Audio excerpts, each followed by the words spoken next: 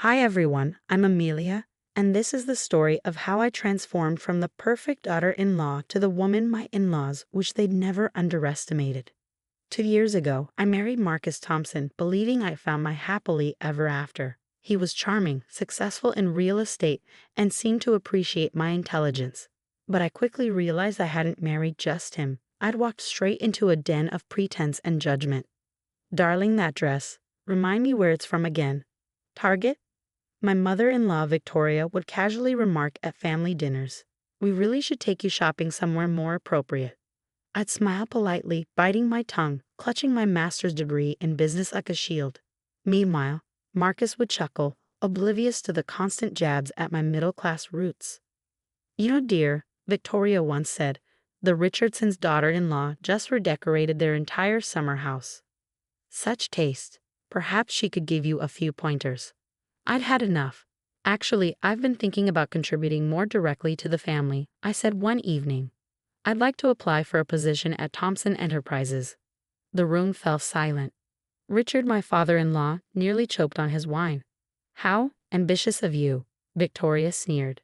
The interview with Richard was even worse than I'd imagined. Sitting across from him in his imposing mahogany office, I handed him my resume. What makes you think you're qualified to work here? Being Marcus's wife isn't a skill set. I have extensive business knowledge and… Listen, dear, your job is to be a good wife to my son. Leave the business to those who understand it. That night, I called my best friend Sarah, fighting back tears. Can you believe what he said to me? Girl, you need to show them who you really are. You've got a master's degree and they're treating you like you barely finished high school. Marcus says I should know my place. His exact words. And what exactly is your place, Amelia? Under their designer shoes. Then there was Amanda, Marcus's sister, who treated me like a stain on her Louboutins. One day, after brunch, she cornered me. You know, Amelia, I always wondered what my brother saw in you. Now I realize you're just convenient, quiet, moldable. I'm more than you think, Amanda. Are you? Because all I see is someone desperate to fit into a world she'll never belong to. That night, I stared at my reflection, wondering how I'd allowed myself to become invisible. My phone buzzed. It was Sarah again. You're not going to believe this, she said. Remember that business show I'm producing? We need someone with your expertise.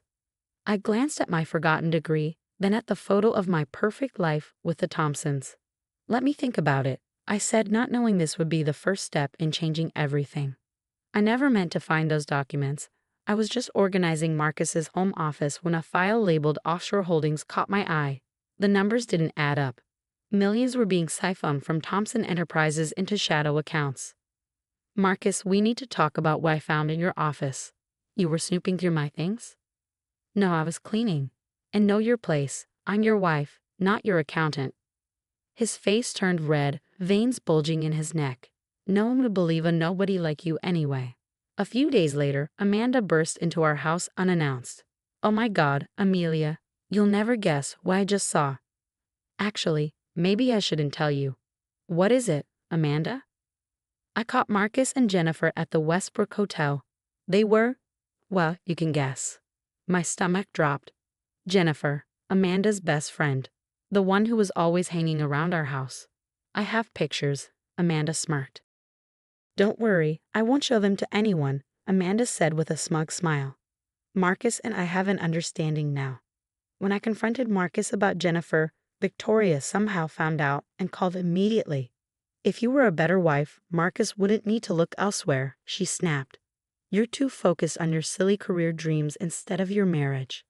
I hung up without a word and called Sarah. I can't do this anymore.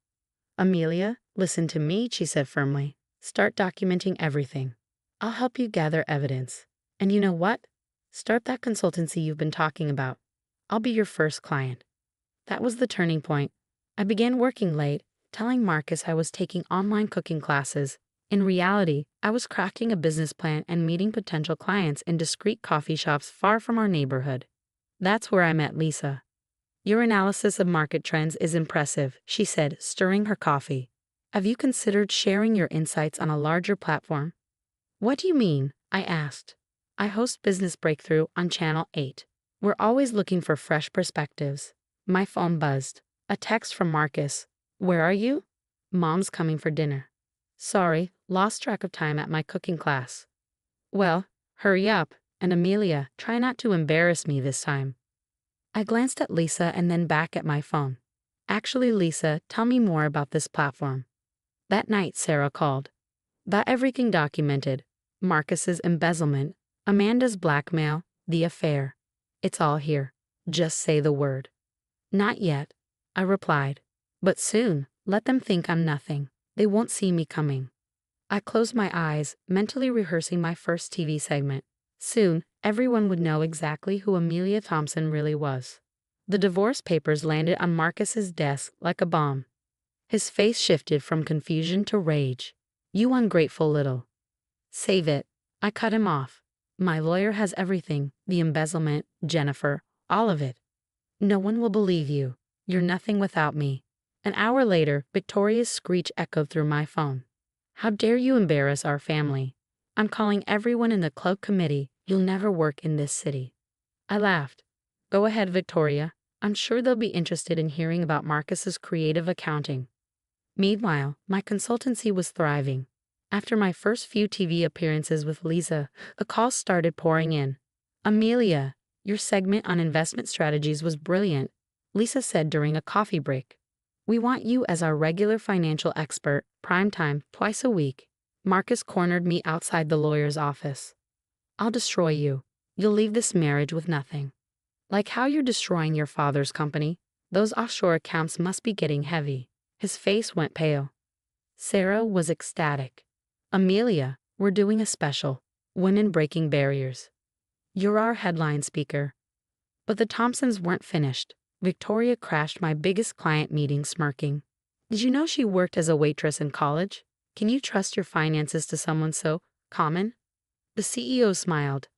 Actually, Mrs. Thompson, I worked as a janitor while attending Harvard. Amelia's insights have already saved us millions. Then I found it buried deep in Thompson Enterprises' internal reports. Their empire was crumbling. During a chance elevator encounter with Richard, I couldn't resist. Your son's been bleeding you dry. Check account series XG 789. You're 6 months from bankruptcy. You're lying, he hissed. Like you lied about me being unqualified. Karma's interesting, isn't it? That night, Sarah called again. Remember that anonymous tip about corporate fraud? It's trending. Every network wants the story. I watched their perfect world unravel from my new penthouse office. Marcus's face dominated the news, not in a good way. You did this, his voicemail roared.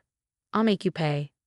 I texted back, check tomorrow's business breakthrough. I'm doing a special on corporate fraud detection. You might learn something. A text from Amanda lit up my phone. You knew all along, didn't you? While I was blackmailing Marcus, you were building an empire. I smiled, thinking of tomorrow's show. The Thompsons wanted a perfect daughter-in-law.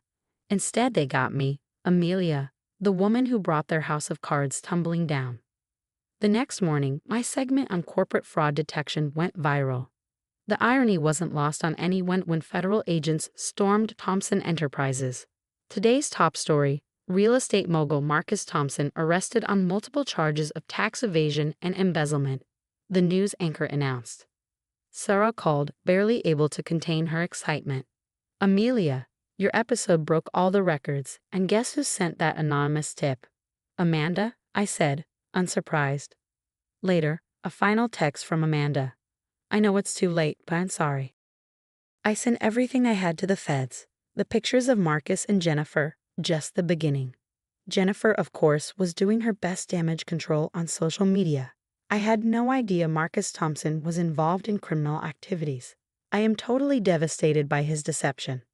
Right, like she was devastated when she was spending my husband's stolen money. Victoria's social fall was nothing short of spectacular. At the country club, whispers turned to open disdain. How dare you show your face here after what your son did? But we didn't know, Victoria stammered. Really? Your daughter-in-law tried to warn you. You know, the one you said wasn't good enough. Meanwhile, my phone wouldn't stop ringing. International clients, speaking requests, book deals. Sarah was handling the overflow. London wants you for a financial crime symposium. Tokyo's offering a consulting contract. Oh, and Richard's been trying to reach you. I saw Richard waiting in my office lobby, looking decades older, his arrogance replaced by desperation. Amelia, please, we need your help.